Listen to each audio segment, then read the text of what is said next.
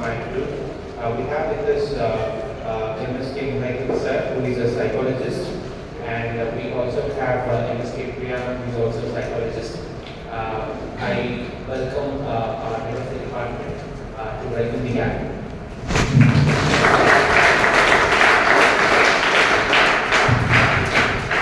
So உங்களை எங்களுடைய MSK life clinic foundation சார்பாக சந்தித்ததில் மகிழ்ச்சி அடைகிறோம். உண்மையில் நீங்கள் வந்து ஒரு நல்ல முடிவு எடுத்திருக்கீங்க. இந்த வயதிலே இருந்து தொழில்நுட்ப கல்வியை பெற வேண்டும் என்று. ஏன்னா ஒரு ப்ரொஃபஷனல் சைக்காலஜிஸ்ட்டுங்கிற முறையில் வந்து இந்த படிப்பை தேர்ந்தெடுத்ததுக்கு யார் காரணம்? நீங்கள் தான் இல்லையா? ஸோ ஒரு நல்ல படிப்பை தேர்ந்தெடுத்திருக்கீங்க. இந்த படிப்பினுடைய கால அளவு எவ்வளவு? 3 வருஷமா? எத்தனை வருஷம்? 3 வருஷம்.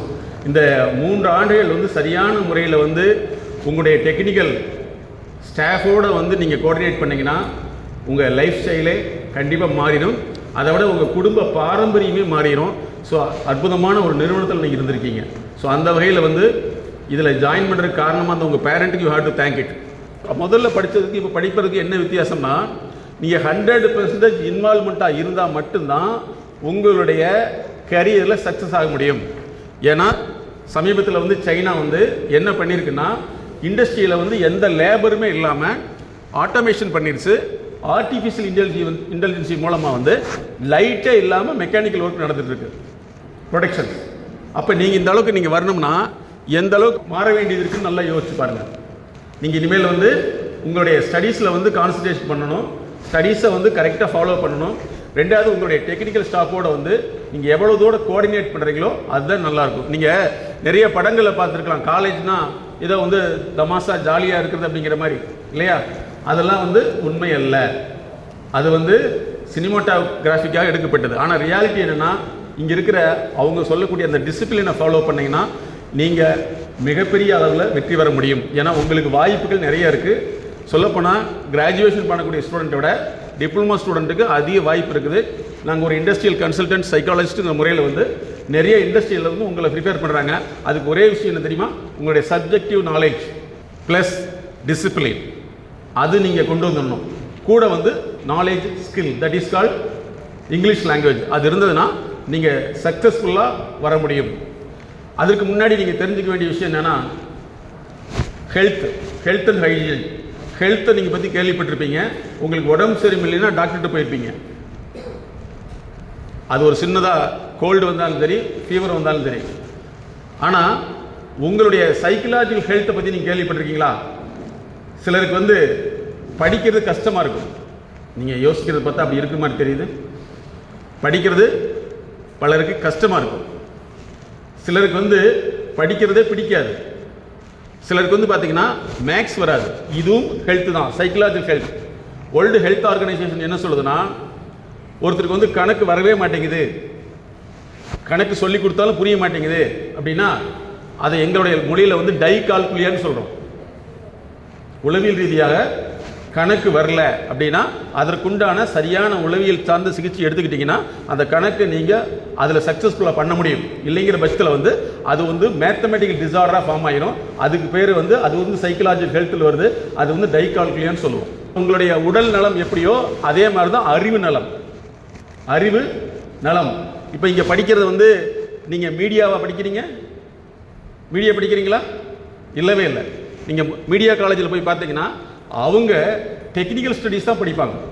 நிறைய நாங்கள் மாணவர்களை வந்து தொடர்ந்து எங்களுடைய கிளினிக் கன்சல்டேஷனுக்கு வர்றாங்க. இங்கே மட்டுமல்ல, இந்தியாவில் மட்டுமல்ல, ஃபாரின்லேருந்து எங்களுடைய கன்சல்ட்டிங் வருவாங்க. நாங்கள் பார்க்குறது என்னன்னா, நிறைய ஸ்டூடெண்ட்டுக்கு வரக்கூடிய ப்ராப்ளம் வந்து இந்த மீடியா அடிக்ஷன். அதை பற்றி நிறைய சொல்லியிருப்பாங்க, பட் டெக்னிக்கலி யாருமே சொல்லியிருக்க மாட்டாங்க.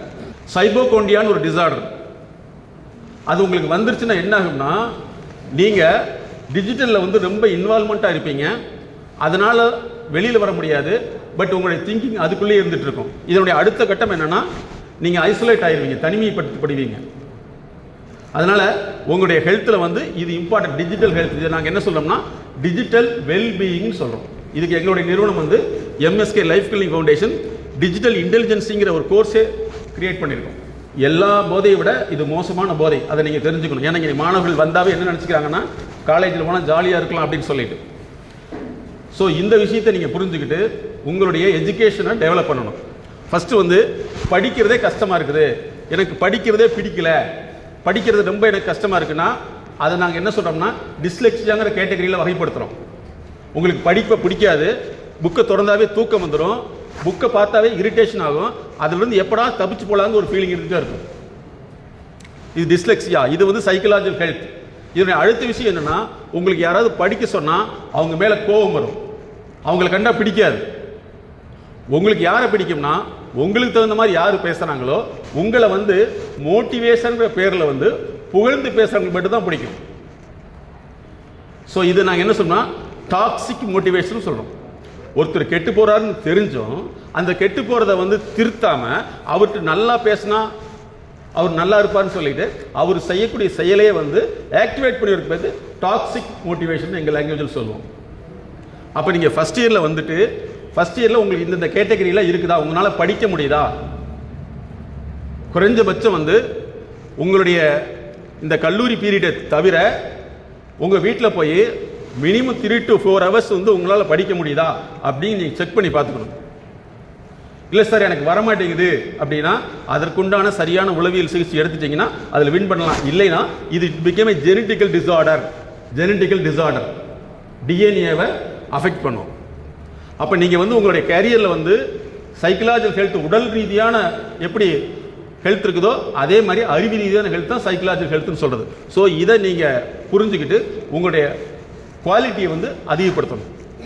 அதுக்கடுத்து வந்து அதிகப்படியான பேருக்கு வந்து என்னென்னா படிக்க தெரியும் ஆனால் சொல்ல தெரியாது. இது வந்து டைஃப்ரேசியான்னு சொல்லுவோம். இது வந்துருச்சுன்னா நீங்கள் படிச்சிருப்பீங்க, யாராவது கேள்வி கேட்டால் பதில் சொல்ல தெரியாது. ஸோ இது வந்து நல்லதா அப்படின்னா நிச்சயமாக நல்லதில்லை. உங்களுடைய கேள்வியின் மூலமாக தான் நீங்கள் ஒரு வேலைக்கு எடுக்கப்படுவீர்கள். வேலைக்கு எடுத்த பின்னாடி அவங்க சொல்லக்கூடியதை உங்களால் புரிஞ்சுக்க முடியும். இந்த டைஃப்ரேசியாவில் முக்கியமான விஷயம் இப்போ எங்கள் இண்டஸ்ட்ரியில் வந்து நிறைய டாப் லெவலில் உள்ளவங்க எங்களுடைய கன்சல்டேஷனுக்கு வருவாங்க. வந்த முன்னாடி சார் அவங்க கொடுக்கக்கூடிய இன்ஸ்ட்ரக்ஷனை வந்து என்னால் ஃபாலோ பண்ண முடியல, அவங்க கொடுக்கக்கூடிய இன்ஸ்ட்ரக்ஷனை ஃபாலோ பண்ணிவிட்டு என்னால் மெஷின் ஆப்ரேட் பண்ண முடியல அப்படின்னு சொல்லுவாங்க. ஸோ இதை நாங்கள் மாத்திரக்கு வந்து 3 months தேவைப்படும். அதாவது ஒரு செயலை வந்து ஒரு ஆக்டிவிட்டி வந்து ஆர்கனைஸ் பண்ணி செய்ய முடியாமல் அவங்க இஷ்டத்துக்கு செஞ்சு பயங்கரமான ஒரு லாஸ் ஏற்படுத்திடுவாங்க. நீங்கள் எப்படி வந்து உங்களுக்கு படிப்பில் அக்கறை இல்லாமல் இருக்குதோ உங்கள் ஸ்கூலில் படித்த ஃபஸ்ட் மார்க் வாங்க இருப்பாங்களா, இருக்கிறாங்களா இல்லையா, அவங்க வந்து கிரீமி லேயர் ஃபஸ்ட் ஒரு 4-5 பேர் மட்டும்தான் அப்படி மெடிக்கலுக்கு போவாங்க. பட் மெடிக்கல் எப்படின்னா 100% இன்வால்மெண்ட் இருக்கணும், இருந்தால் மட்டும்தான் சக்ஸஸ் பண்ண முடியும். அப்போ யோசிச்சு பாருங்கள், ஒருவேளை வந்து அவருக்கு ஸ்டடீஸில் வந்து நல்லா வந்து இன்வால்மெண்ட் இல்லைன்னா அவங்க தான் உங்களுக்கு பின்னாடி ட்ரீட்மெண்ட்டுக்கு வர போகிறாங்க. அப்போ உங்களுடைய நிலைமை நினச்சி பாருங்கள். அதனால் உங்களுடைய ஸ்டடீஸ் ரிலேட்டடாக என்னென்ன ப்ராப்ளம் இருக்குதோ அதை நீங்கள் புரிஞ்சுக்கிட்டு அதற்குண்டான வழிகாட்டில் எடுத்துட்டிங்கன்னா இந்த டிப்ளமோ வந்து சக்ஸஸ்ஃபுல்லாக முடிச்சுட்டு உங்களுக்கு வாய்ப்பு இருந்தால் ஹையர் ஸ்டடீஸ் போகலாம். இல்லைன்னா உங்களுக்கு நிறைய வாய்ப்புகள், எம்ப்ளாய்மெண்ட் வாய்ப்புகள் நிறைய இருக்குதுங்கிறத நீங்கள் புரிஞ்சுக்கணும். நிறைய பேருக்கு வந்து எழுதுறது பிடிக்காது. ஸோ அது ஒரு பெரிய இஷ்யூவாகவே இருக்குது. அது டைகிராஃபியான்னு சொல்லுவோம், எழுத்து ரீதியான பிரச்சனை. அது வந்து ஒரு எழுதணும்னா நீங்கள் ஒன்று எழுதணும்னா பிபிசியுடைய ரிசர்ச் படி 56 வகையான மசில்ஸ் வந்து ஒர்க் பண்ணணும். நீங்கள் எழுதுறதுக்கு வந்து விசுவலாக பார்த்து அது விசுவலாக உள்ளே போய், அதாவது கண் வாலியாக பார்க்கக்கூடியது வந்து மூளைக்குள்ளே போய் அது எகைன் வந்து மைண்டில் டிரான்ஸ்கிரிப்ட் ஆகி உங்களுடைய ஆக்டிவிட்டி வரக்கு வந்து தடையாயிடுச்சுன்னா உங்களால் எழுத முடியாது. இது நியூரோக்கல் மைண்டாக மாறிடும். இது வரைக்கும் நீங்கள் எழுதுறதுக்கு வந்து கஷ்டப்பட்டுருக்கலாம், எழுதுறதுக்கு பிடிக்காமல் இருக்கலாம். பட் இது வந்து டைகிராஃபின்னு சொல்லுவோம். இதை சரியான முறையில் எடுத்துட்டிங்கன்னா இங்கே வந்து உங்களுக்கு எந்த ஒர்க் கொடுத்தாலும் எழுத பிடிக்கும். இன்ஜினியரிங்கில் வந்து டிராயிங் இருக்குது, drawing also language of engineer. அவங்க கொடுக்கக்கூடிய இன்ஸ்ட்ரக்ஷனை ப்ரொசீஜரை வந்து உங்களுக்கு படிக்க தெரியணும், ரீடிங் பண்ண தெரியணும், தென் ரீட் பண்ணதை வந்து ரைட் அப் பண்ண தெரியணும். இதெல்லாமே வந்து சைக்கலாஜிக்கல் ஹெல்த்தில் தான் வரும். அப்போ இனிமேல் வந்து உங்களுடைய கெரியரில் வந்து எதெல்லாம் டிஸ்டர்பன்ஸாக இருக்குது அப்படிங்கிறத இன்றைக்கி நீங்கள் ஸ்டடி பண்ணிவிட்டு அதற்குண்டான வழிகாட்டல் எடுத்துட்டிங்கன்னா சக்ஸஸ்ஃபுல்லாக வர முடியும். மீடியா சைக்காலஜி கார்பரேஷன் ஒன்று வச்சுருக்கோம். அதன் மூலமாக எனக்கு கண்டிருந்த உண்மை என்னன்னு சொன்னால், மீடியாவில் வந்து ஒருத்தர் 5 வருஷம் தான் சக்ஸஸ்ஃபுல்லாக வர முடியும், அதுக்கப்புறம் வந்து லைஃப் லாங்காக ஃபெயிலியர். அதனால் நீங்கள் அதை பார்த்துட்டு இந்த படிப்பை வந்து விட வேண்டிய அவசியமே இல்லை. அது வந்து ஒரு ஃபேண்டசி பீரியட், ஃபேண்டசி ஃபீல்டு. அந்த ஃபேண்டசி பீரியடில் அந்த ஃபேண்டசி ஃபீல்டில் மட்டும் இருப்பாங்க. அவங்க அடிக்கடி தோன்றிக்கிட்டு வந்துக்கிட்டே இருப்பாங்க. ஆடியன்ஸ் மட்டும் பர்மனெண்ட்டாக இருப்பாங்க. ஸோ இதை நீங்கள் மாற்றிக்கிறதுக்கு இன்னையிலிருந்து முயற்சி பண்ணிங்கன்னா உங்களுடைய பாரம்பரியம் மாறும். உங்களுடைய குடும்ப சூழ்நிலை மாறணும்னா உங்களுக்கு ஏன் பண்ணக்கூடிய ஒரே விஷயம் என்னன்னா இந்த சைக்கலாஜிக்கல் ஹெல்த். உங்களால் வந்து ஒரு கையை அசைக்க முடியுது, உங்களுக்கு தேவையான இடத்துல நடக்க முடியுதுன்னா அது வந்து பிசியோலாஜிக்கல் ஹெல்த். உடல் இயக்கம்ங்கிறது உங்கள் உடம்பு வந்து இயங்கி ஒரு பொருள் எடுக்கிறது, ஒரு இடத்துக்கு போகிறது, இது வந்து உடல் இயக்கம். மன இயக்கம்னா நீங்கள் எதை படிக்கிறீங்களோ எதை செய்கிறீங்களோ அது பின்னாடி உங்களுக்கு ஃபியூச்சர் யூஸ் ஆகணும். இது வந்து மன இயக்கம். டைனமிக்ஸ்னு சொல்லுவோம், மைண்ட் டைனமிக்ஸ் அல்லது சைக்கலாஜிக்கல் டைனமிக்ஸ்னு நாங்கள் சொல்லுவோம். இதில் வந்து தடை ஏற்பட்டதுன்னா, உடலில் தடை ஏற்பட்டால் உடல் ஊனம் ஹேண்டிகேப்டு. அதே மாதிரி உங்களை அறிவில் தடை ஏற்பட்டால் அது நாலேஜ் ஹேண்டிகேப்டு. அது இன்னும் நாங்கள் சொல்லப்போனா சைக்கலாஜிக்கல் ஹேண்டிகேப். உங்களால் வந்து எதையும் படிக்க முடியாது, படிக்கிறதுக்கு டைம் ஒதுக்க முடியாது. உங்கள் மனசு வந்து மனசுங்கிறத விட நாங்கள் இன்னும் சொல்ல போனால் எங்களுடைய ஃபார்முலா என்னென்னா அறிவே மனம். உங்களுடைய அறிவு வந்து கவர்ச்சியின் பக்கம் போயிட்டே இருக்கும். அதாவது என்ஜாய் பண்ணுங்கிற பேரில் வந்து உங்கள் டயத்தை வேஸ்ட் பண்ணிட்டு இருப்பீங்க. இது யாருக்கு லாஸ்னா உங்களுக்கு லாஸே கிடையாது, உங்கள் பேரண்ட்டுக்கு தான் லாஸ். உங்கள் பேரண்ட்டுக்கு தான் இது லாஸ். அதே மாதிரி என்னுடைய ஃபியூச்சர் ஜென்ரேஷன் லாஸ். பேரண்ட்டுடைய ரெஸ்பான்சிபிலிட்டியில் வந்து இந்த இன்ஸ்டியூஷன் நுழைஞ்சிருக்கீங்க. இதிலிருந்து உங்கள் பாரம்பரியத்தை வளர்த்துவதற்கு நீங்கள் இன்னிலிருந்து கடினமாக முயற்சி பண்ணணும். அந்த முயற்சி வந்து சிம்பிளாக என்டர்டைன்மெண்ட்டாக இருக்கக்கூடாது, அது எம்ப்ளாய்மெண்ட்டாக இருக்கணும் அப்படிங்கிறது தான் முக்கியம். அதனால தான் எங்களை மாதிரி உள்ள ப்ரொஃபஷனல் கூப்பிட்றாங்க. நாங்கள் சாதாரணமாக வந்து எங்களுடைய கன்சல்டேஷன் சார்ஜெல்லாம் சிம்பிள் கிடையாது. நாங்கள் ஒரு இன்ஸ்டியூஷன் 1 lakhs சார்ஜ் பண்ணுவோம். ஏன் வரோம்னா அரசு நிறுவனம் அப்படிங்கிறதுக்காக தான் நாங்கள் இவ்வளோ தூரம் வந்துட்டு இருக்கோம். இல்லைன்னு எங்களை வந்து பார்க்கவே முடியாது. இந்த உலகத்தில் வந்து அறிவுக்கான முதலீடு ஜாஸ்தி, அறிவை பெற்றுக்கொள்வதற்கான முதலீடு ஜாஸ்தி. அப்போ நீங்கள் இப்படி இருக்கையில் வந்து உங்களுடைய நிறுவனம் எங்களெல்லாம் கூப்பிட்டு இன்ட்ரோடியூஸ் பண்ணி வைக்கிது அப்படின்னு சொன்னால் உங்களுடைய வளர்ச்சிக்காகத்தான். அப்போ உங்களுடைய வளர்ச்சியை நீங்கள் அதிகப்படுத்தணும். வித்ட்ராவல் சிம்டம்ஸ் சொல்லுவோம். ஒரு ஸ்கூலாக இருக்கட்டும், காலேஜாக இருக்கட்டும், அடிக்கடி வந்து தன்னோட கோப்பப் பண்ண முடியலனா அதுலேருந்து வெளியில் போய் 2 நாள் லீவ் 3 நாள் லீவ் விட்டு எகைன் வர்றதுங்கிறது. இந்த மெக்கானிசம் இருந்ததுன்னா உங்களுடைய வளர்ச்சியினுடைய உங்களுடைய குடும்ப வளர்ச்சி வந்து நிச்சயமாக பாதிக்கப்படும். அப்போ இன்னையிலிருந்து நீங்கள் செய்ய வேண்டியது என்னென்னா, இந்த 3 வருஷமும் உங்களால் வந்து இதற்குள்ள கான்சன்ட்ரேஷன் பண்ண முடியுதா அப்படிங்கிறத கவனிச்சுங்க. அப்படி இருந்தால் இன்னொரு 5 வருஷத்தில் வந்து உங்களுடைய வாழ்க்கை தரம், லைஃப் ஸ்டைல் மாறும். இல்லைன்னா இது உங்களுடைய ஹெல்த் ப்ராப்ளம் மாதிரி, இது psychological problem, psychological health problem உங்களை வந்து எங்கேயுமே வெளியில் விடவே விடாது. நல்ல டாப் கிளாஸில் வந்து ஹையர் எஜுகேஷன் பண்ணவங்களுக்கே வந்து 30,000 சேலரி கிடையாது. அப்போ நீங்கள் படிக்கிறீங்கன்னா உங்களுடைய குவாலிட்டி இருந்ததுன்னா அதை விட அதிகமான சம்பளம் வாங்க முடியும். அதற்கு உங்களுக்கு இந்த 3 வருஷங்கிறது வந்து இன்குபேஷன் பீரியட். உங்களுடைய கல்வியை அடையாக்கும் பீரியடாக நீங்கள் நினச்சிட்டு இப்போ இருந்து படிக்க ஆரம்பிங்க. ஒன்று, படிக்கிறப்போ வந்து எத்தனை பேருக்கு தலைவலி வந்துட்டு இருக்குது? கையை தூக்கி பார்க்கலாம். படிக்கிறப்பெல்லாம் எனக்கு தலைவலி வருசான்னு சொல்லி சும்மா கையை தூக்கலாம். யாருக்கா இருக்கா? எவ்வளோ தூரம் பேசுகிறீங்களோ உங்களுடைய ஆட்டோமேஷனாக பேச்சு வருது, தேவையில்லாமல் பேச்சு வருதுன்னா அது உங்களுக்கு சார்ந்த ஒரு பிரச்சனை. ஸோ இந்த படிப்பு வந்து உங்களால் நிறைய வந்து ஃபோக்கஸ் பண்ணி படிக்க முடியல வரக்கூடியது ஹெட்டேக். செகண்டரியாக வந்து அந்த ஃபோக்கஸ் பண்ணி படிக்க முடியாததுக்கு வந்து நிறைய காரணங்கள் இருக்கும். ஒன்று வந்து உங்களுடைய காம்ப்ரிஹென்ஷன் சொல்லக்கூடிய சைக்கலாஜிக்கல் காம்ப்ரிஹென்ஷன் மிஸ் ஆயிடுச்சுன்னா உங்களால் வந்து எதையுமே பார்த்துக்கிட்டே இருக்க முடியாது, தவிர உங்கள் மைண்டு ரீட் ஆகாது, உங்கள் மைண்டுக்குள்ளே ரீடிங் உள்ளே போகாது. ஸோ இதெல்லாம் நீங்கள் புரிஞ்சுக்கணும். உங்களுடைய படிப்பு அப்படிங்கிறது உங்களுடைய தகுதியை உயர்த்தக்கூடியது, உங்களுடைய குடும்ப தகுதியை உயர்த்தக்கூடியது. அதை நீங்கள் புரிஞ்சுக்கணும். ஒரே ஒரு கேஸ் ஹிஸ்ட்ரி மட்டும் சொல்கிறேன். எங்ககிட்ட வந்து ஒரு 25-30 வயசில் ஒருத்தர் வர்றார். சார், ரொம்ப குடும்ப கஷ்டமாக இருக்குது, எனக்கு என்ன செய்யணும்னு தெரியல, எனக்கு நீங்கள் ஹெல்ப் பண்ணுங்க அப்படின்னு சொல்கிறார்.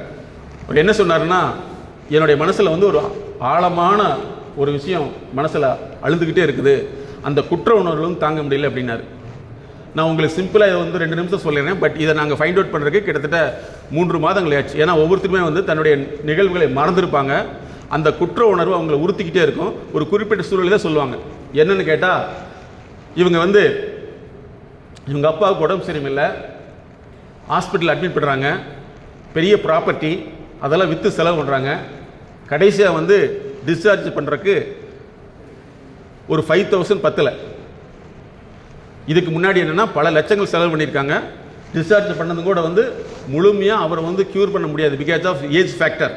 2வது வந்து குரோனாலஜிக்கல் டிசீஸுடைய அதிகமாக ஆனதுனால அவரை வந்து இந்த சமயத்தில் ஒன்றுமே பண்ண முடியாதுன்னு சொல்லி எல்லா மருத்துவ உதவிகளும் செஞ்சு அவங்களால முடியாதுங்க பட்சத்தில் வந்து டிஸ்சார்ஜ் பண்ணுறது சொன்னாங்க. ஒரு 5,000 பத்தலை. இவர் என்ன செய்கிறாரு, நிறையா தன்னுடைய நண்பர்கள்ட்ட போய் பணம் கேட்குறாரு. அவங்க யாருமே பணத்தை கொடுக்கவே இல்லை. பணம் இல்லை அப்படின்ட்டாங்க. ஒரு சிலர் வந்து இவரை பார்க்கறக்கே தவிர்த்துக்கிட்டாங்க. இந்த சமயத்தில் தான் இவருக்கு ரொம்ப ஒரு குற்ற உணர்வு ஆகுது. எப்படி குற்ற உணர்வு ஆகுதுன்னா, இதை அப்படியே ரீகால் பண்ணி பார்க்குறாரு. ஒரு 10 வருஷத்துக்கு முன்னாடி ஒரு காலேஜில் படிக்கிறாரு. படிக்கிறப்போ வந்து இவருடைய அப்பா வந்து நல்ல வசதி, ஏகப்பட்ட ப்ராப்பர்ட்டி இருக்குது. அப்போ வந்து பணத்தை எடுத்துகிட்டு கொண்டு போய் இந்த பார்ட்டி அதுன்னு பெரிய கோயம்புத்தூரில் பெரிய ஹோட்டலில் போய் ஜாலியாக இருக்கார். Birthday party. அப்போ வந்து ஹோட்டலில் வந்து இந்த இப்போ அந்த கலாச்சாரம் இல்லை. ஒரு 10 இயர்ஸ்க்கு முன்னாடி என்னென்னா, பில் அதிகமாக இருந்ததுன்னா ஒரு பட்டு துணி போட்டு அந்த பட்டு துணியில் பில்லை மேலே கொண்டு வந்து வச்சு கொடுப்பாங்க. இது வந்து பெரிய ஹோட்டலில் நடக்கிற ஒரு கலாச்சாரம். இவர் என்ன பண்ணியிருக்காரு, அந்த சமயத்தில் அது 5000 அதோடைய பில்லு. அந்த 5000 இப்படி தூக்கி வீசியிருக்காரு. அந்த கொண்டு வந்து ஒரு மூஞ்சி மேலே அடித்து அந்த அது மேலே விழுகுது. உடனே அவர் கேட்குறாரு, இந்த 5000 ரூபாய் தூக்கி இப்படி வீசுகிற, இந்த 5000 ரூபாய் இல்லாமல் நீ எப்படி கஷ்டப்பட்டாதான் உனக்கு தெரியும் அப்படின்னு சொல்லிடுறாரு. சொன்ன முன்னாடி இவர் சங்கடப்படுறாரு. அவர் மேலே என்ன எங்களை பற்றி சொல்கிறீங்க, நாங்களாம் கஸ்டமரில் என்ன இப்படிலாம் நீங்கள் பேசலாமா அப்படின்னு சொல்லி திட்ட ஆரம்பிச்சிடுறாரு. அதுக்கப்புறம் வந்து அந்த ஹோட்டல் நிர்வாகம் சரி பண்ணி அனுப்பிச்சுட்ருது. இதுதான் இப்போது இந்த 5000 இவங்க அப்பாவுக்கு இல்லைன்னு சொல்லி ஊரே சுற்றி அலையும் போது தான் இவருக்கு சுருக்குன்னு குத்துது அன்னைக்கு செஞ்ச தவறு. இதுதான் வாழ்க்கை. அதே மாதிரி திரைப்படத்துறையிலும் எடுத்தாலும் சரி, ஒரு 2 வருஷத்துக்கு முன்னாடி மிகப்பெரிய அளவில் இருந்தவங்க இன்றைக்கி 0. அதனால் உழைப்பு மட்டும்தான் உங்களை சக்ஸஸ்ஃபுல்லாக பண்ண முடியும். அந்த உழைப்பு வந்து யாரோ ஒருத்தர் கொடுப்பாங்க, யாரோ ஒருத்தர் மறைவில் போய்க்கலாம், ரெக்கமெண்டேஷனுக்கு போய்க்கலாம் அப்படிங்கிற இந்த காலத்தில் இல்லவே இல்லை. ஸோ உங்களுடைய ஒரிஜினல் உழைப்பு இருந்ததுன்னா நீங்கள் சக்ஸஸ்ஃபுல்லாக வர முடியும். அதற்குண்டான வாய்ப்பு தான் நீங்கள் ஒரு நல்ல நிறுவனத்தோடு உங்களுடைய கரியரை டெவலப் பண்ணுறதுக்கு இணைச்சிருக்கீங்க. ஸோ இன்னிலிருந்து இதை முயற்சி பண்ணுங்கள். அதே மாதிரி உங்களை வந்து ஃபேன்சியாக மாற்றுறதுக்கு, உங்களை கஸ்டமராக மாற்றுறதுக்கு தான் இன்றைக்கி எல்லா மீடியாவும் ஒர்க் பண்ணிகிட்ருக்கு. அப்போ வந்து நீங்கள் யார் கன்சியூமராக மாறுறீங்களா இல்லை உங்களை டெவலப் பண்ணுறீங்களாங்கிறத நீங்கள் தான் முடிவு பண்ணணும். யாருக்குமே இன்றைக்கி வந்து அட்வைஸ் பண்ணால் பிடிக்காது. அதனால தான் நீங்கள் அட்வைஸ் வாங்கினோம்னா யூ ஹேவ் டு பே த ஃபீ. சும்மா யாருமே அட்வைஸ் பண்ணவே மாட்டாங்க. மெடிக்கல் கன்சல்டேஷன், அதுக்கு பேர் கன்சல்டேஷன். உங்களுடைய கரியர் கன்சல்டேஷனா இல்லை டிஜிட்டல் அடிக்ஷன் ஆகிட்டிங்களா, இதெல்லாம் உங்களை கொண்டு வந்து உங்களை நார்மல் பண்ணுறதுக்கு யூ ஹேவ் டு பே ஃபீ. அதனால் இன்னையிலிருந்து உங்களுடைய இந்த படிப்பை வந்து சரியான முறையில் பயன்படுத்திங்க. உங்களுடைய நாலேஜை வந்து அதிகப்படுத்துங்க. இதெல்லாம் நாங்கள் ஒரு வார்த்தையில் சொல்லிட்டோம், ஈஸியாக முடியவே முடியாது. அதுக்கு நீங்கள் தான் ஹார்ட் ஒர்க் பண்ணணும். உங்கள் பேரண்ட்டை இன்றைக்கி நீங்கள் ஏமாற்றிக்கலாம், பட் உங்களை நீங்கள் ஏமாற்றவே முடியாது. அதே மாதிரி இன்னொன்று தெரிஞ்சுங்க, டிஜிட்டலாக நீங்கள் எதெல்லாம் பண்ணிகிட்ருக்கீங்களோ இது ஸ்டோர்டு இன் கிளவுட் டேட்டா. நீங்கள் வந்து செய்யக்கூடிய டிஜிட்டலாக செய்யக்கூடிய தவறுகள் எல்லாமே 3 வருஷத்துக்கு பின்னாடி உங்களுக்கு பிரச்சனையாக மாறும். மேடம் அதை பற்றி அந்த கேஸெல்லாம் சொல்லுவாங்க. 3 ஆண்டுகளுக்கு பின்னாடி மிகப்பெரிய இஷ்யூவாக மாறி அதை மாற்றிருக்காங்க. நீங்கள் வந்து டிஜிட்டலாக என்னென்ன செய்கிறீங்களோ அது எங்கேயுமே டெலிட் ஆகவே ஆகாது. எல்லாமே ஸ்டோர் ஆகிட்டே இருக்கும். நீங்கள் செல்ஃபோன் நம்பரை மாற்றிக்கலாம், எதை மாற்றினாலும் சரி. You are linked with many more digital information. So அதை நீங்கள் தெரிஞ்சுக்கணும். அதே மாதிரி தேவையில்லாத தகவலை தெரிஞ்சுக்கிறது digital overload, digital over information. இது எப்படி ஹெல்த்தை பாதிக்கும்னா, இது அதிகமாகிடுச்சுன்னா உங்களுக்கு வந்து ஹெல்த் ரிலேட்டடான இஷ்யூ வந்து தூக்கமின்மை வரும், ஸ்லீப்பிங் ப்ராப்ளம். எங்ககிட்ட வந்து 8th படிக்கிற ஸ்டூடெண்ட் வர்றாங்க, என்னால் தூங்க முடியல அப்படின்னு சொல்லிட்டு. அதே மாதிரி நீங்கள் நிறைய இதெல்லாம் பார்த்துருக்கலாம். இதெல்லாம் பாதிக்கிற வரைக்கும் உங்களுக்கு கதையாக தான் தெரியும். அது பாதித்தா மட்டும்தான் அதுக்குண்டான செலவு செய்யவே முடியாது. எங்களுடைய வெப்சைட்டில் நாங்கள் போட்டிருப்போம் 3 வகையான அடிக்ஷன் இருக்குது. இந்த 3 வகையான அடிக்ஷனுக்கு எங்களுடைய நிறுவனம் வந்து ட்ரீட்மெண்ட் கொடுக்குதுன்னு போட்டிருப்போம் எங்கள் வெப்சைட்டில். ஒன்று வந்து சப்ஸ்டன்ஸ் அடிக்ஷன்ஸ் சொல்லக்கூடிய ட்ரக் ரிலேட்டடானது, மது போதை இந்த மாதிரி விஷயங்களுக்கு வந்து அடிக்ஷன் ஆயிடுது. இந்த அடிக்ஷன் வந்து உங்களுக்கு வெளிப்படையாக தெரியும், எல்லாத்துக்கும் தெரியும். உங்கள் வீட்டிலலாம் இதுக்கு எதிர்ப்பாங்க. ஆனால் இன்னும் 2 அடிக்ஷன் இருக்குது, அது யாருக்குமே தெரியாது. அது இன்னொன்று என்னென்னா டிஜிட்டல் அடிக்ஷன். இது உங்கள் வீட்டில் உள்ளவங்களுக்கு தெரியாது. உங்கள் வீட்டில் உள்ளவங்களும் இது ஏதோ பையன் வந்து படிச்சுட்டு இருக்கான்னு நினச்சிக்குவாங்க. இது டிஜிட்டல் அடிக்ஷன். அதுக்கடுத்து ஒன்று இருக்குது, அது என்னென்னா லவ் அடிக்ஷன். இல்லை சிரிக்கிறது பார்க்குறீங்க. இந்த லவ்ங்கிற விஷயத்தில் போயிட்டீங்கன்னா உங்களுடைய கேரியர் சுத்தமாக முடிஞ்சிடும். இன்றைக்கி அதிக லெவலில் வந்து பாதிக்கப்படுறது என்னென்னா இந்த 2வது விஷயத்தில் தான். நீங்கள் எவ்வளோ தூரம் தூங்குறீங்களோ அந்த அளவுக்கு ரொம்ப நல்லது. அதுக்கு ஒரு கேஸ் ஹிஸ்ட்ரி சொல்கிறோம். எல்லாத்துக்கும் எங்ககிட்ட வந்து ஒரு கேஸ் இருக்குது. என்னென்னா, ஒருத்தர் வந்து எப்பவுமே எதுலேயுமே அசால்ட்டாக இருப்பார், எதை பற்றி கண்டுக்கவே மாட்டார். அவங்க வீட்டில் வந்து உடம்பு சரியில்லை, அந்த மாதிரி சமயத்துக்கு ஹாஸ்பிட்டல் போகிறாரு. அந்த சமயத்தில் வந்து அங்கே மருத்துவர்கள் இல்லை, பிகாஸ் ஆஃப் எதுக்கோ போயிட்டார். இது வந்து ஒரு மிகப்பெரிய மன உளைச்சல் ஏற்படுத்தி அதுக்கப்புறம் தான் எனக்கு ஏன் இப்படி நடந்தது, ஏன் இப்படி நடந்ததுன்னு கேள்வி கேட்டுட்டு பல இடங்களுக்கு போயிட்டு அதுக்கப்புறம் அந்த மன உறுத்தல் தான் எங்கிட்ட வர்றாங்க, கில்ட்டி கான்சியஸில். அப்போ தான் நாங்கள் கண்டுபிடிச்சோம், நீ எப்படியோ பிறர் அப்படி தான். உனக்கு ஒரு தகவலை கேட்க முடியல, தூக்கம் வருது. உனக்கு ஒரு தகவலை கேட்க முடியல, உன்னுடைய கவனம் எங்கேயோ போகுதுன்னா, நீ சொல்கிறப்ப யாருமே எந்த தகவலையும் கேட்கவே மாட்டார்கள் அப்படிங்க நீங்கள் புரிஞ்சுக்கணும். அதனால் வந்து உங்களுடைய லைஃப்பை வந்து சேஞ்ச் ஓவர் பண்ணக்கூடிய இந்த 3 வருஷம் வந்து நீங்கள் கம்ப்ளீட்டாக இன்வால்மெண்ட்டாக இருந்தீங்கன்னா நிச்சயமாக உங்களுடைய வாழ்க்கை தரம் மாறும். Quality of life, world health organisation என்ன சொல்லுதுன்னா குவாலிட்டி ஆஃப் லைஃப் அப்படின்னு சொல்லுது. இது எங்களுடைய நிறுவனம் வந்து 4 வகையில் பிரிக்கிறோம். உனக்கு கல்வி, பொருளாதாரம், சமூக அந்தஸ்து, உளவியல் ஆரோக்கியம், இந்த 4 இருந்ததுன்னா நிச்சயமாக உங்களுடைய குவாலிட்டி ஆஃப் லைஃப் வந்து மாறும். இந்த 4 எது குறைபாடு இருக்குதோ அதுதான் டிசீஸாக மாறும், டிசார்டராக மாறும். அப்போ இந்த குவாலிட்டி ஆஃப் லைஃப்பை மாற்றுறதுக்கு தான் உங்களுடைய குடும்பம் இங்கே ஒன்று சேர்த்தி இருக்குது. இந்த குடும்பத்தின் சார்பாக தான், குடும்பத்தின் ரெப்ரஸன்டேட்டிவாக தான் இந்த காலேஜுக்கு வந்திருக்கீங்க. இங்கே காலேஜில் உள்ளவங்களும் அவங்க உங்களுக்கு டெபிடேட் பண்ணி உங்களுக்கு ஃபுல்லாக இன்ட்ரெஸ்ட் சொல்லி கொடுக்கணும்னா உங்களுடைய இன்வால்மெண்ட் இருக்கணும். நீ பாட்டில் தூங்கிட்டு இருப்பேன் அப்படின்னு சொல்லிட்டா, அல்லது எனக்கு டயர்டாக இருக்குன்னு சொல்லி உன்னுடைய போஸ்டரை காமிச்சிங்கன்னா அவங்க கிளாஸ் எடுக்கிறவங்களுக்கு அந்த இன்வால்மெண்ட் வராது. ஏன்னா பயனற்ற முறையில் உள்ளவங்களுக்கு எந்த விஷயத்தை யாருக்குமே சொல்ல தோணாது. நீ வந்து தூங்கிட்டு இருக்கிற அப்படிங்கிற மாதிரி நீ ஏதாவது ஒருத்தர் சொல்கிறப்போ ஒருத்தர் தூங்கிட்டு இருந்தால் பிடிக்குமா? பிடிக்காது. இதே மாதிரி தான் உங்கள் லைஃப்லையும் இது நடக்கும். அதனால் இன்னிலிருந்து உங்களை மாற்றிக்கொள்வதற்கு நீங்கள் முயற்சி எடுக்கணும். அந்த முயற்சிங்கிறது இத்தனை வருஷம் 10 வருஷம் நீங்கள் எப்படி இருந்திருப்பீங்க? படின்னு சொன்னால் படிப்பீங்க, கம்பல் பண்ணி படிக்க சொல்லியிருப்பீங்க, அல்லது கம்பல் பண்ணி படிக்க சொல்லியிருப்பாங்க. சில சமயத்தில் வந்து குடும்ப சூழ்நிலையினால் வந்து நீங்கள் கவனம் இல்லாமல் இருந்திருக்கலாம். ஏதோ ஒரு சூழ்நிலையில் வந்து படிப்பில் படிக்கணும்னு அக்கறையில் வந்திருக்கலாம், எந்த விதமான கரியர் இம்பார்ட்டன்ஸ் இல்லாமல். பட் இனிமேல் அப்படி கிடையாது. உங்களுடைய குடும்ப தரத்தை உயர்த்துவதற்கு இன்றைக்கி இன்னிலிருந்து கடினமாக உழைக்கணும். உங்களுக்கு இயலாமை எதெல்லாம் இருக்குது, எதெல்லாம் வந்து உங்களுக்கு பிரச்சனையாக இருக்குது, எதெல்லாம் உங்களுக்கு கஷ்டமாக இருக்குது அப்படிங்கிறத நீங்கள் சரியான வழிகாட்டல் எடுத்துட்டிங்கன்னா அதிலிருந்து மாற முடியும். எப்பவுமே கிளாஸ் ரூமில் உட்கார்றப்போ வந்து உட்கார்ற போஸ்டரே வந்து வர்றவங்களுக்கு வந்து ஒரு இன்ட்ரெஸ்ட்டாக சொல்கிற மாதிரி இருக்கணும். நம்மளே வந்து ஒரு டயர்டாக உட்காந்துட்டு ஒரு ரொம்ப பஸ்ட் ஆஃப் எனர்ஜியாக உட்காந்தோம்னா அவங்க எனர்ஜியாக சொல்லவே மாட்டாங்க. அதனால தான் வந்து பஸ்ஸில் போகையில் டிரைவர் பக்கத்தில் யாருமே தூங்கக்கூடாதுன்னு சொல்லுவாங்க. காரில் வச்சுருக்கவங்களுக்கு தெரியும், கார் டிரைவர் சொந்தமாக இருந்தால் கூட வந்து கார் ஓட்டுறாங்கன்னா அந்த கார் ஓனர் வந்து தூங்க மாட்டார். ஏன்னா அது வந்து ஆட்டோமேட்டிக்காக அவங்களுக்கு டிஸ்டர்ப் பண்ணும். இதே மாதிரி தான் கிளாஸ் ரூமில் வந்து கிளாஸ் எடுக்கிறாங்கன்னா நீ உட்காருக்கிற போஸ்டரே வந்து ஒரு ரிசப்டிவ் மோடில் இருக்கணும். அப்போ தான் அவங்களுக்கு ஒரு இன்ட்ரெஸ்ட் வரும்.